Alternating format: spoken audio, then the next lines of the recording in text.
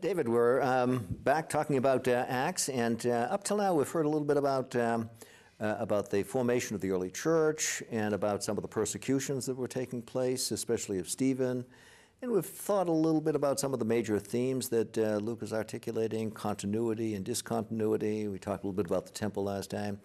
And we had the introduction of the figure of Paul, right, or Saul at this point, yeah, who was there at the execution of Stephen. So the next stage of the game sees a little bit more of Paul playing a role, absolutely, although Peter and Paul are also both on stage during these next several chapters.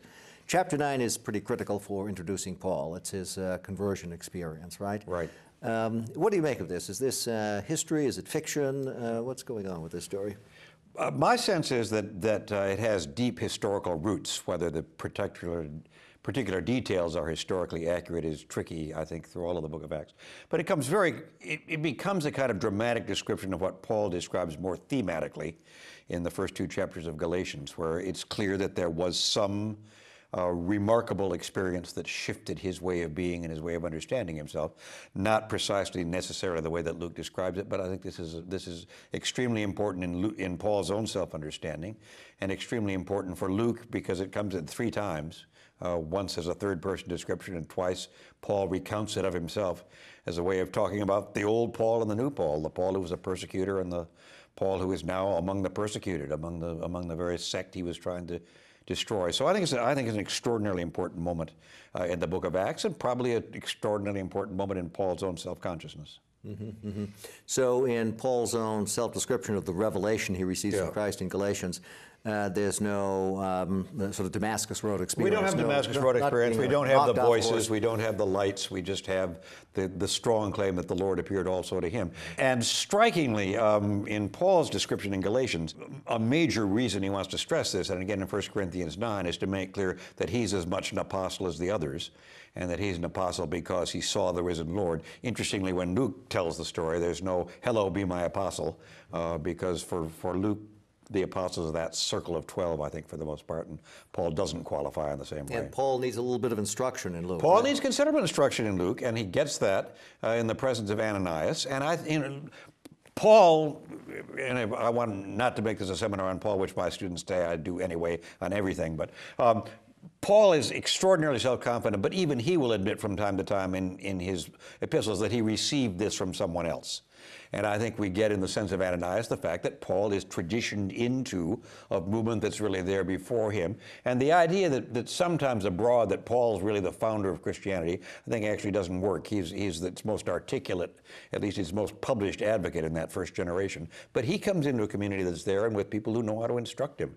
And Ananias is one of those. Mm-hmm, mm-hmm, mm-hmm. In Paul's own telling, he goes up to Jerusalem and learns of things from the apostles there. So there is some sense that this is not just me, mm-hmm, right? Mm-hmm. Right. So Paul begins to play a role here, but Peter still dominates the action in these couple of chapters, right? He does, very much so. And what kinds of actions do we see Peter engaged in? Well, we see Peter, I think, engaged in a broadening of his own sense of mission, a broadening of his own sense of what God is doing through this Christian mission. And we've seen it in a way when he preaches at Pentecost to the multilingual people. Now he has to face the really difficult question whether this is a gospel that will be a gospel available to the Gentiles as well. And I think for him that's a major breakthrough in terms of what his self-understanding has been. And we see that especially in his relationship to Cornelius and in the vision that they both have of a community that is no longer just for Jews, whether proselytes or born Jews, but is actually now opening up to Gentiles who have not been part of that community. Say a little bit about that vision, because there's a little bit of a disconnect, isn't there, between the content of the vision? Yeah, the vision is a vision of all kinds of animals and beasts and kinds of food being lowered down from heaven on a sheet, and Paul says, I can't eat that because it's presumably not kosher. Peter. Peter's saying, I can't eat that because presumably it's not kosher. And God says that you call nothing I made unclean, and then Peter decides that he needs to do it. And the issue is not the issue in the drama is not what can you eat, it's with whom can you associate, and to whom can you invite to be part of this community. But it becomes a kind of metaphor, though it's interesting, we'll see when we get to chapter 15, that the metaphor comes back around again, and the question of what Gentiles are going to have to eat also becomes important in the church. But at this point, I think it's a kind of symbol, of vision, for the larger sense of community, which doesn't make that distinction between clean and unclean. We had a little bit with the eunuch, right? We were already breaking down those clean, unclean lines in ways. Right. Of course, the eunuch was probably a proselyte. Oh yeah, no, almost certainly. Yeah. But the idea of the kingdom going beyond the kind of most narrow limits of sexual normality and all that, I think begins to break through. And here, Cornelius is definitely a Gentile. Cornelius is definitely a Gentile. Cornelius may be the kind of person that Theophilus may be. He may be one of those Gentiles who is hung around the synagogue enough that he actually knows something of the story, the sacred history that Luke refers to so often. God-fearer. A so-called God-fearer. The God-fearers are those who were, in our parlance, friends of the church. Haven't quite made the final move of pledging or being circumcised or being kosher or whatever you need to be, but nonetheless are sympathetic and open to the kind of messages that they're hearing in the synagogue. So if Peter is the person who affects the conversion of the first Gentile in Acts, what does that say about Luke's understanding of the relationship between Peter and Paul? Yeah, my sense is that in the book of Acts, Peter and Paul are much more on the same page than they are in Paul's own recounting of their relationship, where it seems to be more troubled and more problematic, and where I think Paul, on the whole, associates Peter with the more reluctant group about reaching out to the Gentile mission. And I think this is partly, it's the kind of, the analogy I use with my students is that when I was in 6th and 7th grade, my assumption was that Hamilton and Jefferson and Washington and Franklin got together on a regular basis for cigars and brandy and to agree on the future of the country, and that when I became a man or an adult, I discovered that on many things they disagreed about all kinds of things. But the kind of party line, not a stupid party line, is that this group, this nation, was founded by people in great agreement. I think Luke wants to say that this church, this movement of which we're a part, was founded by these great leaders who were very much in agreement about these issues. When we read Galatians especially, it's not quite so clear that Paul and Peter were that much of the same mind. And sometimes in Galatians, Paul will refer to Peter semi-sarcastically as a kind of a so-called pillar of the church. And I suspect Peter didn't think he was a so-called pillar of the church. Right. And doesn't Paul also say that there was an agreement that Peter would be the apostle of the Jews, he would be the apostle of the Gentiles, right. And Luke clearly lets Peter get to the Gentiles first in an important way. And then Paul follows that example, and follows it hugely, but he follows it. And this picks up a little bit on that theme that we talked about a time or two ago about the apostles being sort of the core of the leadership of the church, even though they don't do an awful lot. Nonetheless, there's a kind of flow of authority. There's a solidity of authority there. Right. Yeah, there's a way in which I think you can trace through, though I haven't done this with any great care, you can trace through the apostles. And so the apostles almost have to validate that Gentile mission for it to be valid. Then Paul, and then from Paul to the elders, and then from the elders to us, or to the generation that reads these stories. So that from my Baptist perspective, as opposed to some people with a different version of apostolic succession, we've always argued the apostolic succession is a succession of the teaching from generation to generation rather than the succession of ordination. But there's strongly sense of continuity in Luke and Acts.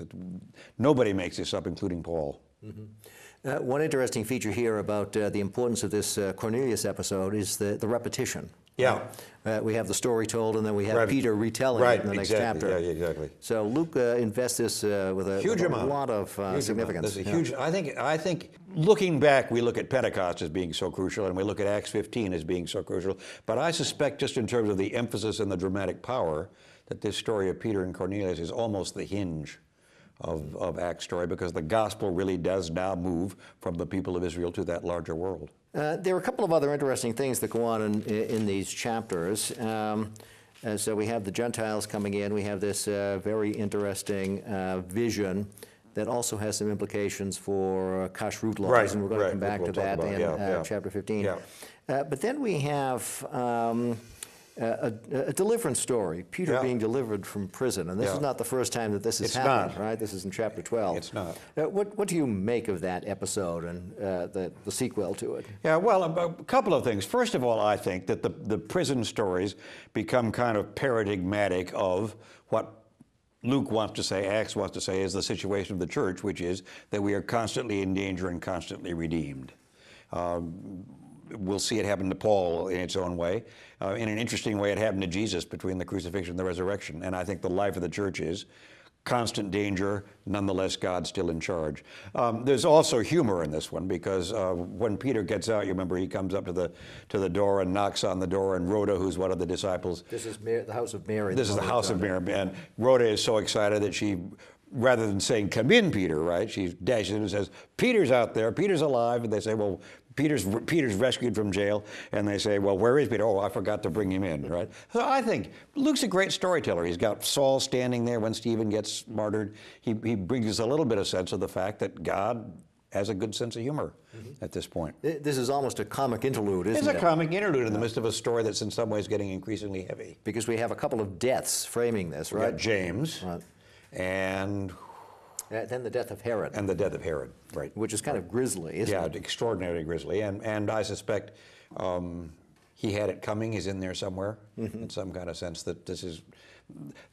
For Acts, I think, Luke and Acts, more than any other book in the New Testament, it's not just that God is in charge of our human lives, our individual lives, and not even just that God's in charge of the church, though all that is true, but God is the great playwright of this larger story that includes Herod, as it included Caesar Augustus back at the beginning of chapter 1. Which Herod is this, by the way? There are a number of Herods that float around. Yes, this is grandson of the great, right? Right, so Herod Agrippa I. Thank you very much. I knew all those things once. I used to know the family tree.